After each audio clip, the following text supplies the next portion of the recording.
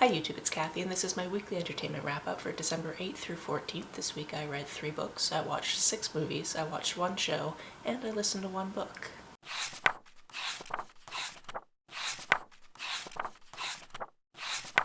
I'm back home for real this time, and this is kind of the worst time of year to be filming because it is still dark out and it's after 7 o'clock in the morning and I have things to do today. Not only because I'm supposed to go to the gym after I film this video, but also because it's the first day of the Queer Lit Readathon and I'd really like to start reading. Which means that even though it's dark, I gotta film now. I'm on a time crunch. The first thing that I read this week is something I picked up in the airport on the way back from Japan, and that is The Stars in Their Eyes. This is a graphic novel that I read on my phone, which is not my favorite way to read a graphic novel, but it works in a pinch. This is all about a girl who has recently come out as bisexual and her mother, and they're both nerds, and they're going to a fan convention somewhere in Australia, and it's a really good time. Something I noticed when I looked at the cover of this book is the fact that the main character is wearing a t-shirt that was designed by a friend of mine. And then this book is also dedicated to that friend of mine, so that was just delightful. It should also be noted that our main character is an amputee. Their love interest in this over the one day they meet this person is non-binary, and it's just cute and nerdy and queer, and I really enjoyed it. Next thing I read was also another graphic novel that I read while I was coming back from Japan, and that is M is for Monster. This is a little bit of a take on the Frankenstein story, except for our monster type of character wakes up in this body that they don't remember, and they don't remember who they are, and they come to realize once they're introduced to the spirit of the person who used to live in the body that they're definitely not that person. But now they're kind of having to try to fake their way through being that person, otherwise the person that put them together is going to dismantle them and try over again, because that person is actually the sister of the person that died, and she feels like it was kind of her fault and she wants her sister back. Obviously this gets a little bit complicated because one, this person does want her sister back, but this person isn't her sister, and this person also now is a person and doesn't want to be made undone just because she happens to not be the sister. This one had some very interesting discussions, and I'll just leave it at that. I think you should pick it up.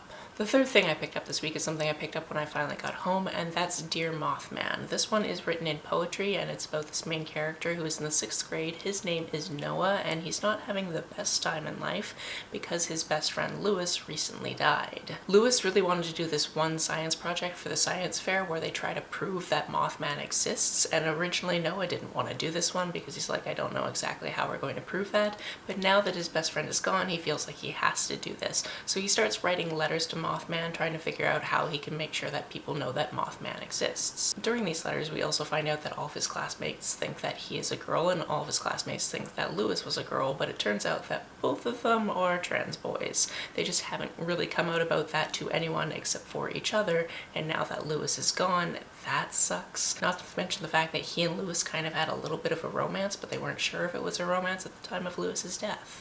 So, you know, a lot going on in this one, on top of the fact that he's hunting for a cryptid. This one was charming and heartbreaking, and I don't want to tell you how all the Mothman stuff goes because I just want you to experience that for yourself. On to the very long list of movies I watched. Obviously, I got home and we were fully into the holiday spirit, so the first one was The Santa Claus from 1994. My goodness, I'm not quite sure how that movie is now 30 years old, but here we are. If you've never seen it before, it's about this guy named Scott Calvin who works for a toy company, and he split up with his ex-wife who now has a different husband, and they're co-parenting their son, but he kind of gets in spats with the current husband of his ex-wife and all of that good stuff.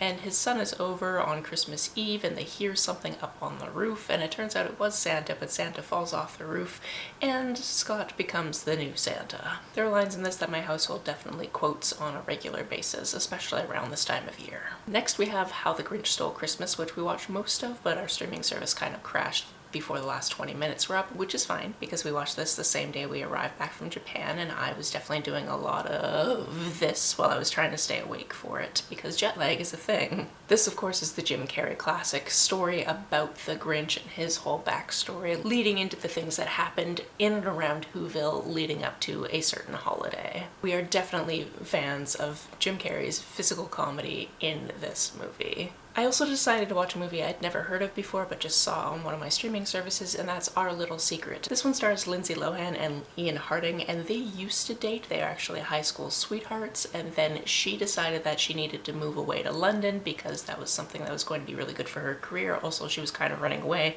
because her mother recently died, and instead of being able to support her, he was kind of like, "You're just leaving me," and they ended up breaking up. Now it's 10 years later, they haven't seen each other, and each of them are going to their respective partners' home for Christmas, and it turns out those respective partners are siblings, so now they are stuck at the same Christmas celebrations for over the next 4 days with each other, trying to pretend they've never met before.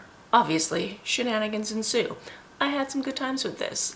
Obviously, I think we all know how a movie like this is going to go, but it was fun to see them get there. I also, of course, now that I was back in North America, had to go see the one movie I've been waiting about 20 years for, and that was Wicked Part 1. In fact, I'm currently wearing the shirt I picked up when I saw the show in the West End about 15 years ago. And yeah, I read the book and was obsessed with the musical about 20 years ago, so here we are. I originally was very annoyed that it was going to be a part 1 situation because that always feels like a money grab to me. However, this movie did not feel as long as the runtime actually was. And it only covers the first act, so I'm interested to see what's going to happen with the second act. I thought this was really well done. There is one thing, however, that I both hate about it and understand why it's like that, and that's that all of the adverts and even this movie itself seems to kind of put the Glinda character as the main character of the story, which is just not accurate. Elphaba is the main character. However, because it's kind of written from her perspective as she's narrating what happened, it makes sense, but that doesn't mean I have to like it. I thought the way they expanded certain aspects of the story worked really, really well in this film. I'm looking forward to watching it again and again and again, and I cannot wait for the second part to come out. Because I accidentally watched a video that had songs from this musical included in it and then realized that the movie version had a certain person in it that I knew that my roommate would be like, "Wait, he can sing? What is he doing in this movie?" I made my roommate watch The Producers. This is something I had seen before, and I didn't realize that the lead tenor in the titular song from the terrible musical that they're putting on is played by John Barrowman, aka Captain Jack from the Doctor Who franchise. So when I saw that, I was like, well, I'm gonna make her watch this entire musical just to see that part, and I did, and it was a good time. This is a ridiculous musical about these people producing a Broadway play and figuring that if you produce a flop well enough, you can just walk away with the excess money that you raised. And obviously, as I've said many times in this video, shenanigans ensue. This was fun to revisit because I did see this version of the movie when it came out back when I was in university, but I don't think I'd seen it since then, and I definitely got one of the songs, which is inappropriate to sing out loud, stuck in my head, which is why I was like, okay, we're gonna have to watch this when I get home. The other movie that we watched last night, just to round out the Christmas feeling, is Red One. This is all about these people who kidnap Santa and this hacker that has to try to get him back so they can save Christmas. It's a very good time. J.K. Simmons as Santa was fantastic. I really enjoyed seeing Dwayne Johnson as an elf, or however he wanted to identify, because the service he works for is called ELF, so I guess he's not technically an elf, but what is he? He's like 500 years old, I don't know. And then Chris Evans just being ridiculous is always fun. As for the one show I watched this week, it dropped this week, so of course I had to watch it, and that's the 9th season of Queer Eye. This season was all in Las Vegas, which was personally fun for me because that's a location I've been to before, so I was like, yes, I've been there, which is the thing I do with pretty much all media I watch. But one specific episode, I believe it was 5 gays and a wedding, the heroes of the episode actually jumped off the stratosphere, which is something I did on a class trip after I set a personal record for my college for winning $950.50 at the penny slots. This show continues to make me cry because it's just nice people doing nice things for people who really need them, and that's just a delight to me. As for the book I listened to this week, that was This Summer Will Be Different. This one takes place over about 5 summers and then some time in between, where this woman and her best friend really just needed a girl's time away. So her best friend is like, let's go back to Prince Edward Island, we'll visit my family, I'll show you the island, we're gonna eat so much seafood, it's gonna be wonderful. There are only a few rules. One, you have to eat your body weight in seafood. There's a second rule I can't remember right off the top of my head because, like I said, it's first thing in the morning. But the third rule is you can't fall in love with with my brother because she had a best friend who previously did that and that situation ended badly.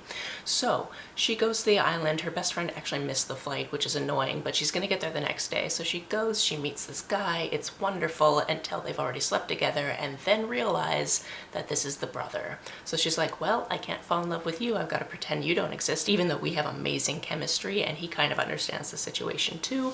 And then we see them throughout the years trying not to get together when you really want them to get together. I really grew attached to these characters. I really grew attached to what was happening with these characters, even the side characters, what was happening with her business back in Toronto where she owns a flower shop, all of these things, because in the present timeline, her best friend is actually just about to get married, but 8 days out from that, she actually calls our main character and is like, hey, I'm on PEI, you need to come here, I'm in crisis, but she won't tell her why. And that's just like, what is happening? So obviously she has to go, she sees the guy that she's trying not to see, lots of things happen.